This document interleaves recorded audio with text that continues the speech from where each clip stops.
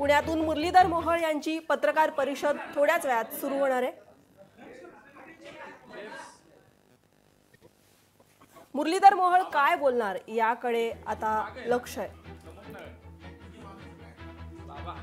पुण्यातून मुरलीधर मोहोळ यांची पत्रकार परिषद। मला काहीच नाही शेजारी या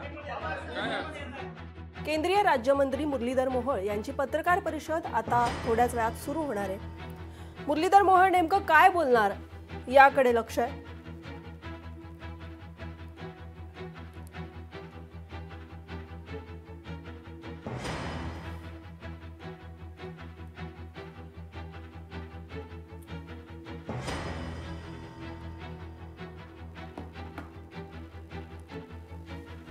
जैन बोर्डिंग प्रकरणी नुकतंच थोड्या वेळापूर्वी रवींद्र धंगेकर यांनी प्रतिक्रिया दिली होती।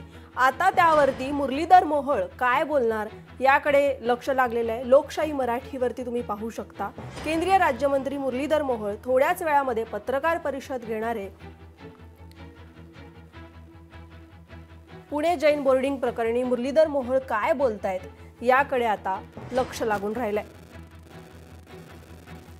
केंद्रीय राज्यमंत्री मुरलीधर मोहोळ यांची थोड्याच वेळात पत्रकार परिषद सुरू होतीये।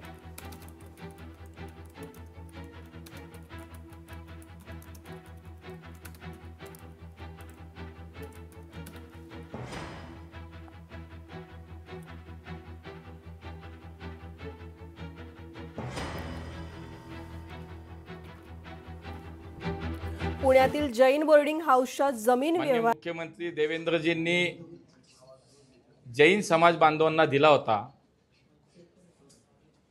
मी स्वतः जैन समाजाचे आचार्य गुप्तीनंदजी महाराज यांना प्रत्यक्ष भेटून आम्ही शब्द जो दिला होता की या जैन बोर्डिंगच्या झालेल्या व्यवहारासंदर्भात जैन समाजाची जी भावना आहे आम्ही त्यांच्या सोबत आहोत आणि म्हणून याच्यामध्ये या विषयाच्या संदर्भात असलेल्या सर्व घटकांशी चर्चा करून त्याला हा सगळ्यांना मिळून हा व्यवहार एक जैन समाजाची जी जनभावना आहे त्यांचं जे म्हणणं आहे त्यांच्या सोबत उभं राहण्यासाठीचं म्हणून ज्या आचार्यांनी सुद्धा आव्हान आम्हाला केलं मी त्या दिवशी सुद्धा हा शब्द दिला होता की 1 तारखेपर्यंत आचार्य गुप्तीनंद महाराजांनी शब्द दिला होता की तोपर्यंत मी या निर्णयाची होईल। त्यावेळेला सुद्धा त्यांना आश्वस्त केलं होतं हा शब्द दिला होता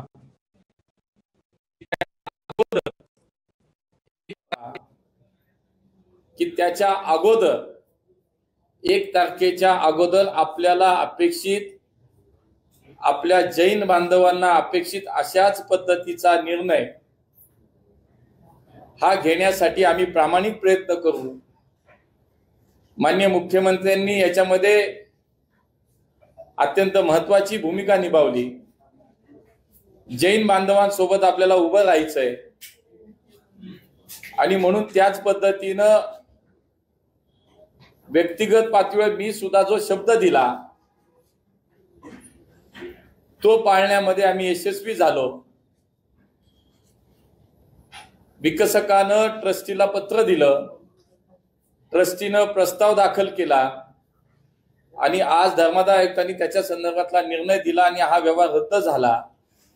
ही सर्वांच्या दृष्टीनं अत्यंत समाधानाची बाब आहे आणि म्हणून मला असं वाटतं की ह्या सगळ्या बाबतीत अत्यंत स्पष्टता पहिल्या दिवसापासून होती आणि आज अखेर या सगळ्या विषयाला पूर्णविराम मिळाला आणि म्हणून मी समस्त जैन समाजाच्या बांधवांना सुद्धा धन्यवाद देईन, अभिनंदन करेन की इकडून तिकडून कुठून ना कुठून राजकीय आरोप प्रत्यारोप या सगळ्या याच्यामध्ये जे होत होते पण अगदी पहिल्या दिवसापासून या पुण्यातल्या जैन बांधवांनी कधीही व्यक्तिगत स्वरूपात माझं नाव कधीच घेतलं नाही, कारण त्यांनाही माहिती होतं की याच्यामध्ये सत्य काय, वास्तव काय आहे. पण ठीक आहे, झालं ते झालं, मला आता काही त्याच्यावरती बोलायचं नाही. पण एकच आहे की जे जैन बांधवांना हवं होतं त्या पद्धतीचा निर्णय होण्यासाठी म्हणून जे काही आम्ही सगळ्यांनी मिळून प्रयत्न केले, जे गुप्तीनंद आचार्य गुप्तीनंद महाराजांना जे अपेक्षित होतं तशा पद्धतीचा आज निर्णय झाला. आणि मला असं वाटतं हे सगळ्यांसाठीच अत्यंत चांगलं आणि समाधानाची बाब आहे. याच्यामध्ये तुम्ही म्हटलात की राजकीय आरोप करतात, ते बाजूला जरी ठेवले तर हा व्यवहार रद्द होणं ही नामुष्की नाही. मला असं वाटतं की जैन समाजाची भावना लक्षात घेऊन सगळ्यांनी तो विचार केला की हा व्यवहार रद्द झाल्यानंच सगळ्यांचं समाधान होईल. आणि म्हणून मला असं वाटतं की त्याच्याकडे आता वेगळं काही नजरेने पाहण्यापेक्षा जो एक संघर्ष निर्माण झाला, समाज रस्त्यावरती आला आणि त्यांचं म्हणणं आहे की बाबा इथं बोर्डिंग आहे, मुलांच्या शिक्षणाची व्यवस्था होते, राहण्याची व्यवस्था होते शिक्षणासाठी आलेल्या मुलांची, तर तेच राहावं. आणि त्याचाच विचार कदाचित एकूण जनभावना लक्षात घेता विकसक आणि ट्रस्टींनी घेतला.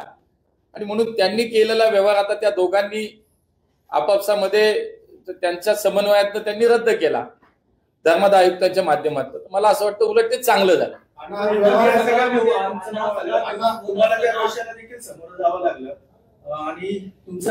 मी याच्यामध्ये सविस्तर एकदा सगळ्यांशी बोलणार आहे. या व्यवहारामध्ये काही चुकीचं घडलं सांगतो मी याच्याबाबत सविस्तर नक्की पुढच्या काळात बोलणार आहे. जमीन विकणारे ट्रस्टी, जमीन घेणारे गोखले बिल्डर्स आणि हा व्यवहार होऊ नये, समाजाला जागा राहावी म्हणून आपली मागणी मांडणारा जैन समाज, या तीन घटकांपुरताच हा विषय असताना त्याच्यामध्ये काय काय झालं, किती राजकारण झालं, किती घाणेरडे खालच्या पातळीचे आरोप झाले, याच्याशी काय काय जोडलं गेलं, मला असं वाटतं अत्यंत चुकीचं होतं. खूप वेदनादायी होतं की काही नसताना नाव जोडलं जाणं आणि कुठल्या पातळीवरती जाऊन ते आरोप करणं. मला असं वाटतं हे खरं तर कोणालाच अपेक्षित नव्हतं. जैन समाजाला सुद्धा याच्यामध्ये कुठेही राजकारण नको होतं. सरळ स्वच्छ त्यांची भावना होती की जागा परत मिळावी, ट्रस्टच्या माध्यमातून पुन्हा येतात त्या ठिकाणी सामाजिक आणि विधायक उपक्रम राबवले जावेत. आणि म्हणून ज्या दोघांनी मिळून व्यवहार केला, समाज म्हणून तिसरी व्यवस्था त्याच्यामध्ये किंवा घटक आला, आता तिघांनी एकमेकाचा साधारणतः विचार करून हा व्यवहार रद्द केला, तर मला असं वाटतं की खूप चांगलं आहे. पण बाकी गोष्टी आता मला वाटतं न पाहता याच्यामध्ये हाच विचार केला पाहिजे की कुठंतरी एक त्याच्यामध्ये संघर्ष निर्माण झाला, मग बाकीच्या लोकांनी त्याच्यात नको ते स्वतःचे स्वार्थ साधून घेतले, तर ते आता सगळं थांबलंय. तर मला असं वाटतं मागे न जाता आता पुढे याच्यात चांगलं झालंय, तर चांगलं काय व्हावं यासाठी सगळे प्रयत्न. सहकारी पक्षाचे जे नेते आहेत रवींद्र धंगेकर ते चतुर्शृंगी पोलीस स्टेशन मध्ये गेले होते. या सगळ्या व्यवहाराची रीतसर चौकशी करा. जर तुम्ही गुन्हा नाही दाखल केला, चुकीचं काय झालं असेल तर जे काय व्हायचं त्याच्यामध्ये आपल्याकडे सगळ्या व्यवस्था आहेत, ते होईलच. कुणाला काय करायचं ते करू द्या. मला आज वाटतं की याच्यामध्ये काही नव्हतं, जे होतं ते संपलं. त्यामुळे आता कुणाला वाढवायचंय, कुणाला पुढे न्यायचं, ज्याच्या त्याच्या इच्छेचा भाग आहे. त्यामुळे मी काय त्याच्यावरती बोलणार नाही. बघा, आता व्यवहारामध्ये चुकीचं झालं का बरोबर झालं हे सांगण्याचं काम तसं माझं नाही. धर्मादाय आयुक्तांनी 28 तारखेला जी सुनावणी घेतली, ती सुनावणी त्यांनी व्हिडिओ कॉन्फरन्सच्या मार्फत ऑनलाईन केली, सगळ्या महाराष्ट्राने पाहिली. ते तुम्ही बघा आणि तुमचं मत तयार करा. कारण मी त्याच्यामध्ये माझा तो अधिकार नाही किंवा माझं ते काम नाही की तो व्यवहार चुकीचा का बरोबर. तो व्यवहार रद्द होणं हे सगळ्यांच्या हिताचं होतं, म्हणून त्याच्यासाठी मी पुढाकार घेतला. त्या समाजाने मला आवाहन केलं, विनंती केली. आचार्यांनी मला सांगितलं की तुम्ही समाजाबरोबर उभे राहा, म्हणून मी उभा राहिलो. माननीय मुख्यमंत्री साहेब याच्यामध्ये याच विषयात समाजाबरोबर उभे राहिले आणि म्हणून तो रद्द झाला. आता व्यवहार अगोदर झालेला चुकीचा का बरोबर, मी खरंच अगदी मनापासून तुम्हाला सगळ्यांना पण विनंती करत त्याच्या खोलात जा. त्याचे पहिल्या दिवसापासूनचे सगळे कायदेशीर त्याची कागदपत्र तपासा, त्याची घटना तपासा. धर्मादाय आयुक्ताकडे असलेले अधिकार, ट्रस्टीकडे असलेले अधिकार आणि विकसक म्हणून त्याच्यामध्ये जे काही गोखले आले, त्या सगळ्यांचं जे काय घडलं त्याची सत्यता पुढच्या काळात मला असं वाटतं की खरं मी तुम्हाला सगळ्यांना आवाहन करेन की तुम्ही एकदा तपासा, त्याच्या खोलात तुम्ही सगळेजण नक्की जा. राजा म्हणून संबोधलं होतं कारण तुम्ही पुण्याचे प्रतिनिधित्व करता, खासदार आहात, तुमचं पण अधिकार आहे जाऊन बघा, तुम्ही चेक करणार का? गोखले बिल्डरची काही बोलणं नाही, मला त्यांनी सांगितलं कि आप पुणे के सांसद हो, हमारे समाज के लिए हमें हमारे साथ खड़े रहना है और मेरा आपसे ये आह्वान है कि ये डील कैंसल हो, इसलिए आपको प्रयास करना चाहिए हमारे लिए. आणि म्हणून त्यांनी जेवढं सांगितलं तेवढंच मी केलं. व्यवहार अधिकृत का, चुकीचा काय, बरोबर काय, हे माझं काम नाही. मला असं वाटतं ज्यांना त्याची मागणी आहे, ज्यांना ते हवंय ते बघतील. आणि मी तुम्हाला पुन्हा तेच सांगेल, खरं तुम्ही याच्या इतिहासात जा. 1957 का 58 सालापासून काहीतरी हा सगळा ट्रस्टचा सगळा व्यवहार आणि त्याची कागदपत्र मला वाटतं काहीतरी धर्मादाय आयुक्ताकडनं अस्तित्वात आहे. 28 तारखेच्या धर्मादाय आयुक्ताचं जे काही सुनावणी त्यांच्याकडे झाली ती आपण सगळ्यांनी जर ऐकली ना तर तुमच्याही मनात एकही प्रश्न राहणार नाही. मला विचारणार तुम्ही, नाही कोणालाही विचारला जाणार.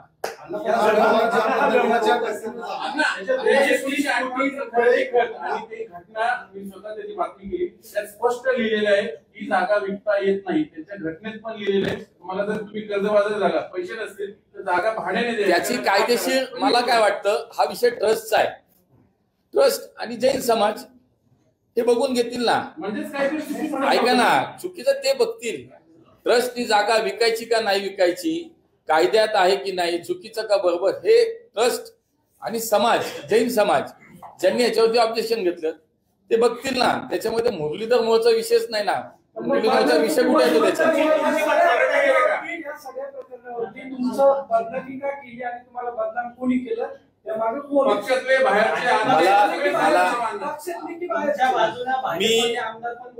नाही, सगळं माझा पक्ष माझ्या सोबत होता, माझे मुख्यमंत्री माझ्या सोबत होते. सांगतो, मला असं वाटतं की पुढच्या काळात भविष्यामध्ये 100% मी तुम्हाला हे इत्तमभूत माहिती पहिल्या दिवसापासून शेवटच्या दिवसापर्यंत काय झालंय मी नक्की देणार आहे. वेळ येऊ द्या. ऐका, एकानी आता बदनाम माझं नाव का घेतलं, मला का याच्यात ओढलं, रोज सकाळी तुम्हीच लोक त्यांना भेटत होते त्यांनाच विचारा ना. आता हे माझं काहीच मला माहित नाही. त्यामुळे ज्यांनी केलं, का केलं, कागद घ्या, एकदा तपासा. मी किती वेळा आपल्याला सांगितलं की बोलायचंय, बोलू द्या कोणाला. हे व्यक्ती स्वातंत्र्य आहे, ही लोकशाही आहे आपली. स्वतंत्र भारतामध्ये ही आपल्या लोकशाही आहे. प्रत्येकाला तो अधिकार आहे, कोणी काही बोलावं. पण बोलताना ज्यावेळेला प्रसार माध्यम त्याची बातमी करतात, प्रसिद्धी करतात, एकदा, दोनदा, तीनदा, रोज कधीतरी एकदा पुरावा पाहायला पाहिजे, तपासला पाहिजे. वास्तव काय, सत्यता काय एकदा तपासावी. इथून पुढे तरी कमीत कमी माझी अपेक्षा आपल्या सगळ्यांकडनं ही राहील.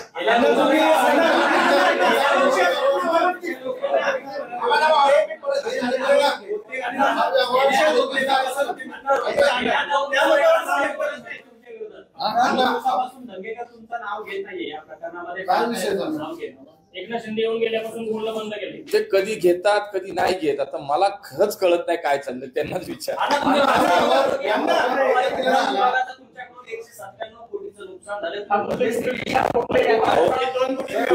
तुम्ही एअरपोर्ट अथॉरिटी ऑफ इंडियाच्या सोशल मीडियावरती जा. त्यांनी लीगल नोटीस पाठवण्याचं त्याच्यामध्ये सांगितलंय, स्पष्टीकरण दिलंय. काय चाललंय, अरे कुठलं काय जोडताय कशाला, तर ती सुद्धा नोटीस बघा. माझा काय संबंध आहे त्याच्याशी, तुम्ही एकदा पूर्ण माहिती घ्या. कोणी काय उठतं सोशल मीडियाला टाकतं आणि त्याच्या आपण लगेचच बातमी करतो, विचारतोय खरं सांगायचं. त्यांनाच विचारा, कागद घ्या. नाही आलो, मला लक्षात घ्या माझी अडचण काय होणार आहे. ज्या पुणेकरांनी माझ्यावरती विश्वास ठेवलाय, गेले 30 वर्ष माझ्या सार्वजनिक जीवनामध्ये माझ्या सोबत माझे पुणेकर उभे राहिले. मी 4 वेळा नगरसेवक झालो, महापौर झालो, खासदार झालो. माझ्या लोकांचा माझा विश्वास आहे. इलेक्शनच्या निवडणुकीच्या काळात पण असेच आरोप होत होते खालच्या स्तरावर जाऊन. पुणेकरांनी काय निर्णय केला, पुणेकरांचा माझ्यावरती विश्वास आहे. जैन समाजाने माझ्यावरती कधी व्यक्तिगत माझं नाव घेऊन कधी टीका केली कुणी? जे राजकारणी त्यांनी केले. त्यामुळे मला त्याच्यात जायचं नाही. त्यामुळे मला काही फरक पडत नाही. माझा पक्ष माझ्यासोबत आहे, आमचे कार्यकर्ते खंबीर आहेत, ते ठाम आहेत, पुणेकर माझ्यासोबत आहे. त्यामुळे मला त्याची काही चिंता नाही.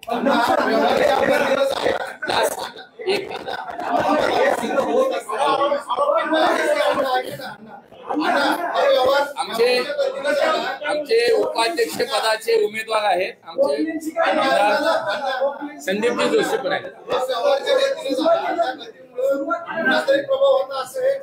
ऐका ना, नाही मी तुम्हाला सांगतो, बघा आजही आता यांनी खूप चांगला प्रश्न विचारला की व्यवहार गतीनं झाला आणि मग तुम्ही काय केलं. मी आपल्याला सगळ्यांना सांगतो, या व्यवहारामध्ये तलाठी प्रांत तहसीलदार प्रांत कलेक्टर पर्यंत सगळ्यांना कुणालाही जाऊन विचारा, महानगरपालिकेत आयुक्तापर्यंत कुणालाही विचारा, धर्मादाय आयुक्ताच्या पुढे, की मी कधी याच्यामध्ये कोणाला बोललो का, भेटलो का, फोन केला का, मेसेज केला, कुठंही दाखवा कोणी. काय कुणी काय बोलतंय आणि आपण त्याच्यावरती विश्वास. तर माझी तेवढीच विनंती आहे, हे झालं आता चांगलं झालं. जैन समाजाला याच्यामध्ये त्यांना अपेक्षित असा निर्णय झाला. मुख्यमंत्री साहेब असतील, आम्ही सगळे असू, याच्यामध्ये आम्ही जैन समाजाला जे आश्वस्त केलं होतं की आम्ही तुम्हाला न्याय मिळवून देऊ, त्याच्यामध्ये तुम्हाला अपेक्षित असा निर्णय होईल. त्यासाठी विकसक असलेला, मी सांगितलं ना, कुठं नाही म्हणलं बाबा, तो मित्र कालही होता आज आहे, त्यालाही सांगितलं की बाबा ही जनभावना लक्षात घे. तोही म्हणाला की जनभावना तर आहेच आहे, पण या सगळ्या प्रकारात माझी सुद्धा मानसिकता अशी झाली की माझं काही चूक नसताना माझ्यावरती इतके आरोप झाले. त्यामुळे मलाही आता तुम्ही सांगताय आम्ही सगळे ऐकू. त्यामुळे त्यांनी सुद्धा त्याच्यातनं लगेच माघार घेऊन पत्र दिलं, ट्रस्टींची त्यांची बोलणी झाली आणि तो विषय संपला. मला असं वाटतं आता पुढं नाही जायला पाहिजे, मागे नाही बघायला पाहिजे. झालंय, चांगलं झालंय, विषय संपलेला. मला वाटतं ते आणि ट्रस्टी याच्यामध्ये खरंच दोघं एकमेकाशी बोलून हा विषय संपवतील अशा. ऑलिम्पिक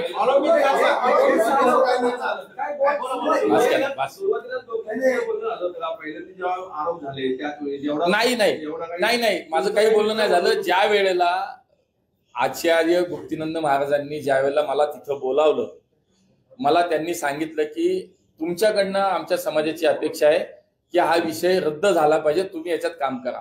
आणि मग मी सांगितलं आणि मी त्यांनाही सांगितलं होतं की मी सांगेन, बाकी हा समाजाची भावनाही लक्षात आणून दे आणि हा व्यवहार रद्द होण्यासाठी मी प्रयत्न करेन. ते झालं. टीम त्यांना मदत करते असं सातत्याने आरोप आहे का? अशी कुठली टीम त्यांना मदत? तुम्ही शोधून द्या मला. मी सांगितलं या सगळ्या प्रकारात माझा पक्ष, माझे नेते, पुणेकर हे माझ्या सोबत होते आणि ते कायम राहणार.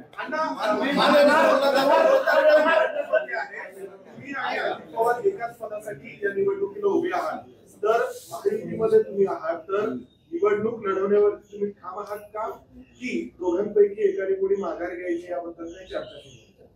नाही, याच्यामध्ये खरं तर राज्याचा कारभार, राजकारण या सगळ्या याच्यामध्ये महायुतीनं आम्ही सगळे काम करतोय. जितका मी देवेंद्रजींचा आदर करतो तितकाच मी अजितदादांचाही करतो. माझ्यापेक्षा खूप ज्येष्ठ आहेत ते, त्यामुळे अजितदादांच्या विरोधात असं कुठेही त्याला स्वरूप नाही.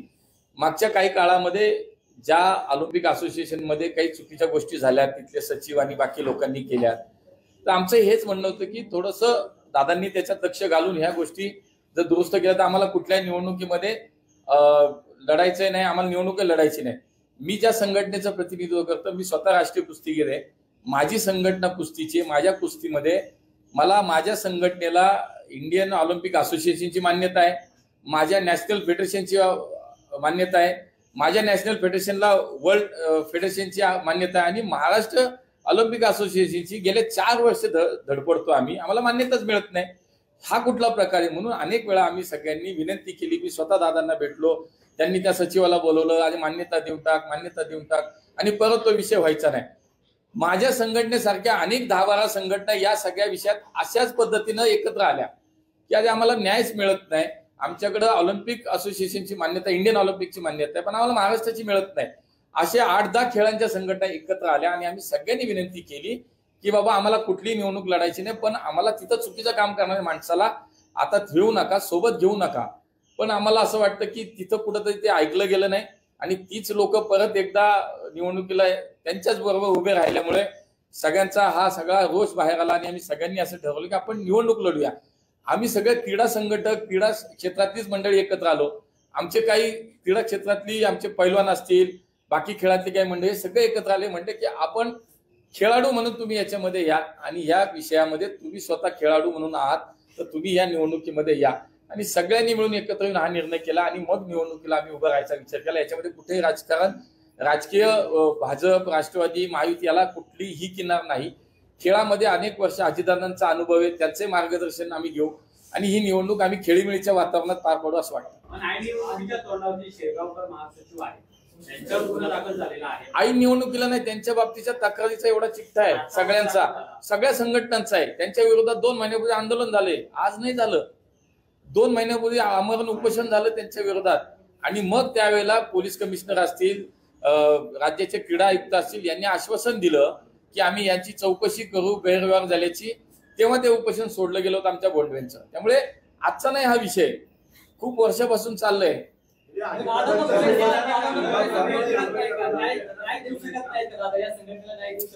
माझा व्यक्तिगत काही आमचा आरोप नाही दादांवरती. आमचे नाही, मला असं वाटतं तुम्हीच बोलता, मला बोलू त्या मंदार सर काय सक्षम नाही आहेत का शिंगावरती कारवाई करायला किंवा आमचा मुद्दा एकच आहे अजूनही की अजितदादांबद्दल आमचा कधीही आक्षेप नव्हता. त्यांच्या कामाबद्दलही आमचं म्हणणं नाही. त्यांनी खरंच खूप चांगलं काम ते करतायत. 3 टर्म त्यांच्या झालेल्या आहेत. त्याच्यामध्ये आता चुकीच्या माणसांना बाजूला ठेवलं पाहिजे होतं. चांगली 4 माणसं घ्या, एवढंच आमचं म्हणणं होतं. पण ते झालं नाही ना, दुर्दैवानं झालं नाही.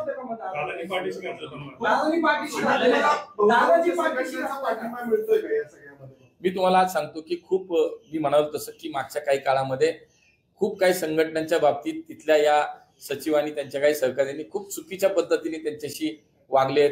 त्यांची हॅरेसमेंट झाली, संघटनेला मान्यता देणं, बाकी 4 गोष्टीचा, इतर गोष्टीचा चुकीचे विषय करणं, हे खूप सगळ्यांच्या लक्षात येत होतं. आणि त्यातनं हा उद्रेक झालाय. याच्यामध्ये कुठलाही राजकारण म्हणजे करायचंय आणि मग त्या पक्षाचा आणि त्या संघटनेचा, नेत्याचा असा विषय नाही.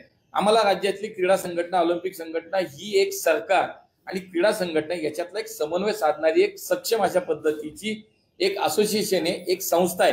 हीच आमची भावना आहे. आणि म्हणून हे करत असताना बघा, आजपर्यंत इतक्या वेळा झाला, कधीतरी महाराष्ट्र ऑलिम्पिक संघटनेनं, असोसिएशननं खेळासाठी, संघटनासाठी, खेळाडूंसाठी कधीतरी काय विषय आणले का?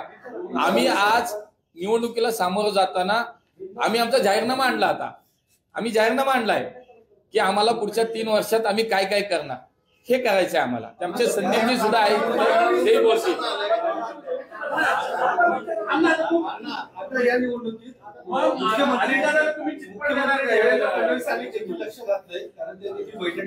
निवडणूक बाबा एका जागेची नाहीये. अध्यक्ष, उपाध्यक्ष, खजिनदार, जॉईंट सेक्रेटरी आणि आमची बाकी मेंबर अशी ती आहे. त्यामुळे एक 1 to 1 असं नाही, पॅनल टू पॅनल आहे.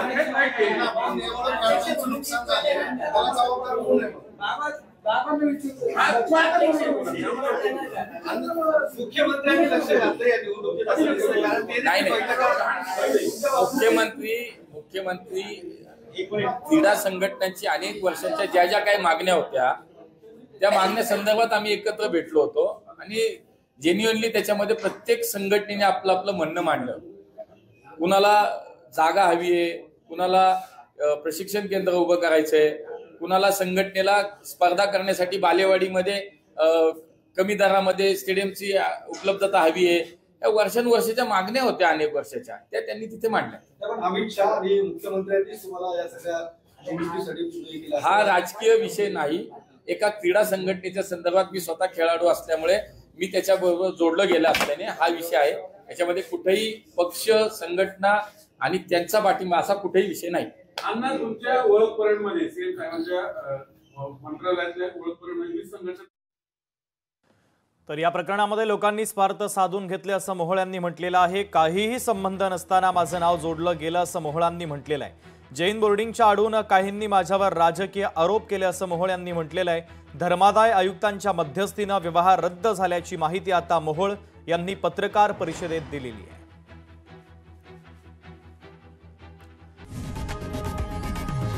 लोकशाही मराठी ऐका, पहा, जागरूक रहा.